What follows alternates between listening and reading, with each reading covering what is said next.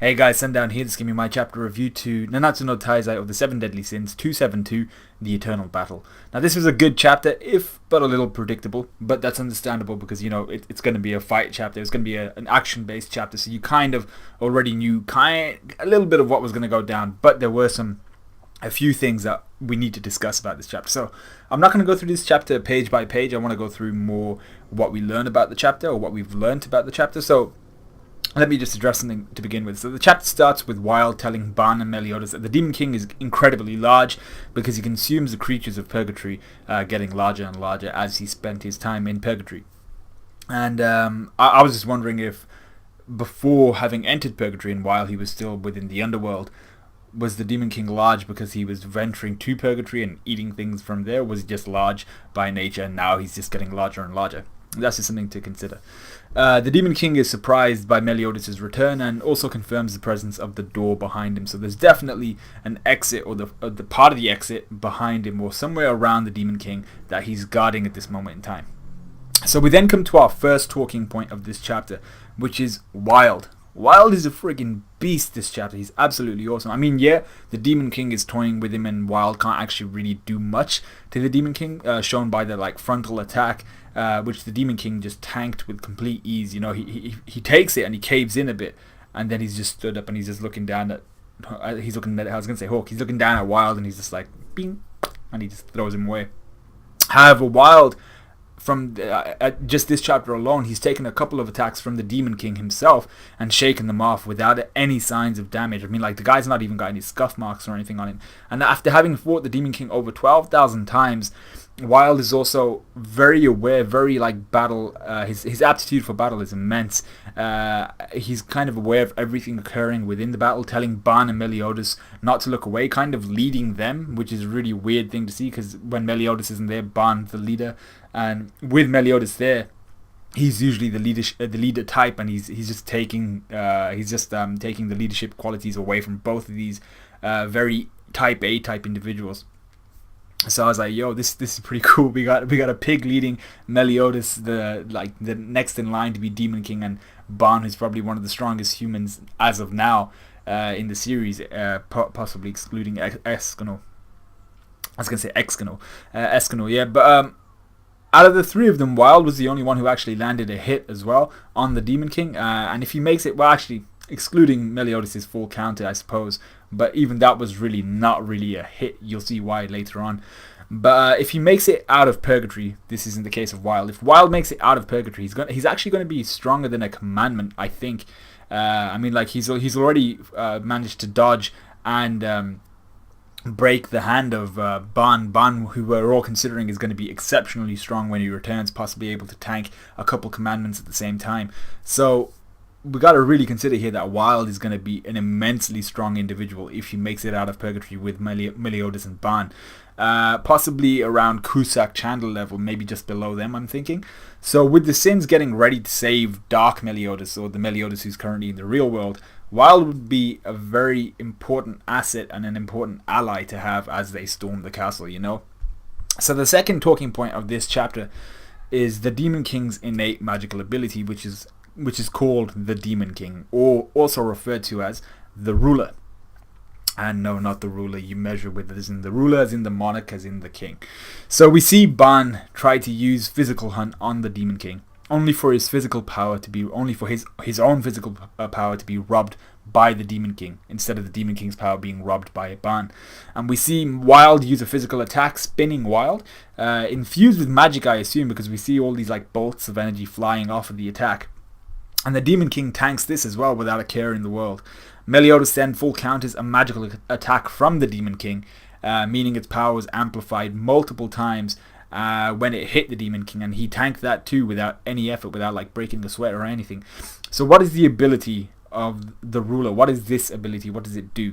So much like everyone else on Reddit and on Manga Stream, the speculation from me and from many others is that the Ruler allows the Demon King to freely control and absorb other people's magical attacks or techniques. With Ban, he was able to reverse the control of Snatch and rob Ban of his physical power. With Wild's attacks, I'm not too sure about this. The Demon King might have negated the kind of like speed boost that Wild seemed to have been using. You see that kind of lightning bolt behind him. And he kind of took out a lot of the energy of the attack just simply because he negated that speed boost. Or he simply tanked the attack as it was the only physical attack that was actually used by any of the three who were fighting against the Demon King this chapter. So he either tanked it or he negated the speed boost that Wild was getting. Either way, I think the Demon King was going to be too strong for Wild anyway. With Meliodas' full counter, he simply absorbed the attack as it was purely magical. So with Ban, he kind of reversed the control of Snatch, and with Meliodas, he simply absorbed the magical kind of mirror force that he used with full counter. So does this mean that the only way to defeat the Demon King is by resorting to fisticuffs, basically physical attacks? There must be some sort of weakness that Meliodas knows of, something that they can utilize or exploit. If not, they're going to have to resort to some form of trickery, or they're going to have to strike a bargain, make an accord or agreement with the Demon King. They're going to have to go up to him and be like, Dormammu, I've come to strike a bargain, and all that stuff, But what would allow them to pass? What would the Demon King want of them to be like, I need you to go to the real world and do this for me, and only in that situation would I allow you to go through the exit from Purgatory? I'm not sure. I mean, like, trickery would be okay, but then that would make the Demon King look a bit of a fool.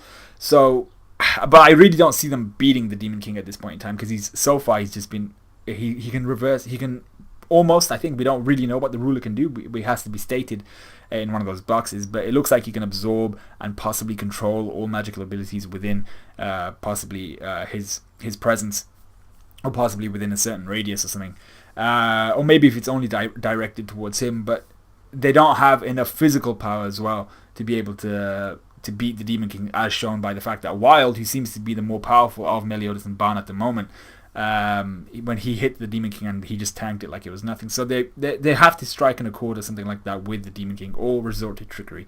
I'd prefer the accord.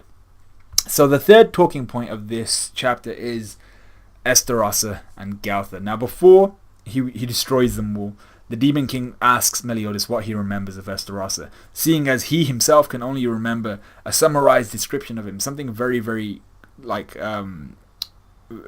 not something that he thinks he would have imagined of himself. It's something very I've forgotten what the word is. It feels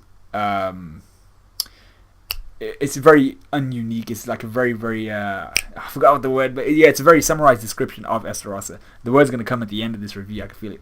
So this strikes the Demon King as unusual, seeing as he can remember almost everything about the commandments and his two other sons, both Meliodas and Zelrus. He can remember everything about them vividly, but specifically Estarossa, he's having a lot of trouble remembering anything apart from this like succinct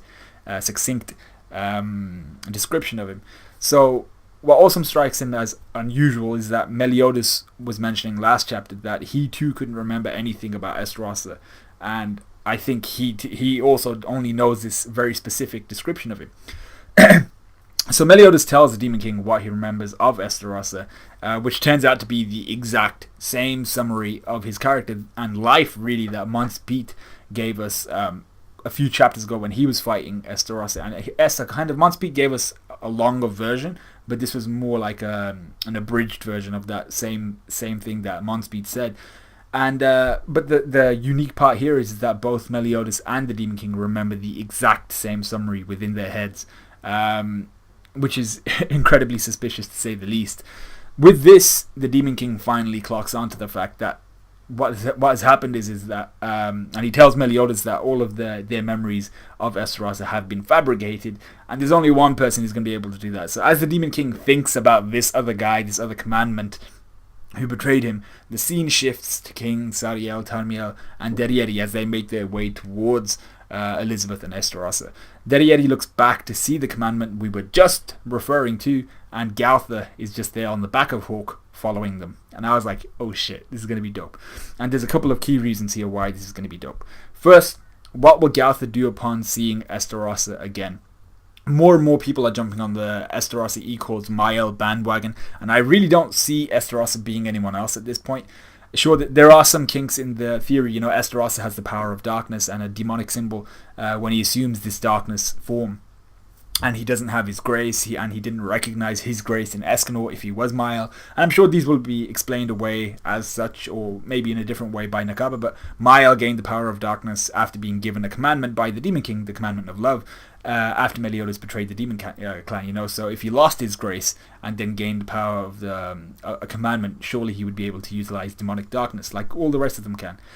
And he didn't recognize his own grace in Escanor because this has been wiped from his memory. You assume if what's his name, if Gowther has been playing around with memories, he remembered to wipe that part of his memory as well. You know, any knowledge of Mile being a goddess before this has been wiped from Esteros' memory. So another very key point here is Hawk is with Gowther, meaning the other end of the exit to Purgatory is making its way towards Esteros at this point in time in the form of Hawk. You know, you come out of Purgatory and you come out through Hawk, I assume. Meaning if King and the squad should fail, but Ban and the squad should succeed in escaping Purgatory, we're going to get Ban versus Esteros Part 2. This is actually really, really hype because I feel this is the direction that Nakaba is going to take this. And I really want Ban to just jump in, destroy Esteros in its current state. I can't wait, because if that happens, that's what it's kind of leading towards. They're making their way towards Esteros. This is all just being set up for that fight. You know, if they exit Purgatory, it's going to be Ban versus Esteros Part 2. I mean, like Meliodas in his emotion form would try and help, but really it'd be Ban versus Esteros. So I can't wait for that. So let me know what you guys thought of this chapter or this review. Like, comment, subscribe, all that good stuff. This actually next week, Nanatsu no Taizai is on the break, so that's unfortunate. But yeah, let me know what you guys thought, and I'll see you guys in a bit.